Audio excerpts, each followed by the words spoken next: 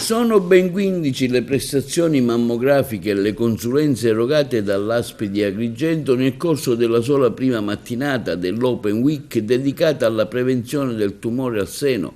che proseguirà sino al prossimo venerdì 11 luglio presso la Casa della Comunità di Agrigento in via Giovanni XXIII. Le indagini diagnostiche eseguibili gratuitamente, senza prenotazione e senza ricetta medica, si avvalgono di un software innovativo di intelligenza artificiale per l'analisi delle mammografie effettuate non solo presso la Casa della Comunità di via Giovanni XXIII, ma in tutti i centri dislocati nel territorio provinciale, l'ospedale di Agrigento, la Casa della Comunità di Canicattì, quella di Palma di Montechiaro, l'ospedale di Licata e quello di Sciacca. L'ASP di Agrigento risulta tra le prime aziende sanitarie in Sicilia a essersi dotata di questo importante strumento d'avanguardia, un'ulteriore garanzia a tutela della salute delle donne, in particolare nella prevenzione del tumore della mammella.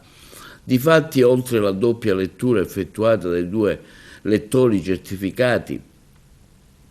radiologi esperti che hanno acquisito una formazione specifica che refertano oltre 5.000 esami mammografici l'anno previsti dal programma di screening.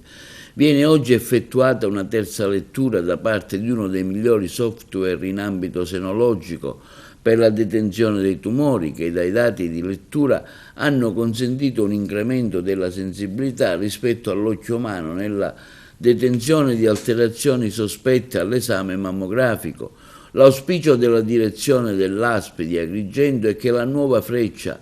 all'arco della prevenzione rappresenti un ulteriore stimolo per le donne di età compresa tra i 50 e i 69 anni ad aderire all'Open Week in corso e più in generale al programma di screening mammografico attivo presso l'ASP di Agrigento al fine di identificare tumori in fase precoce quando possono essere curati con maggiore probabilità di successo.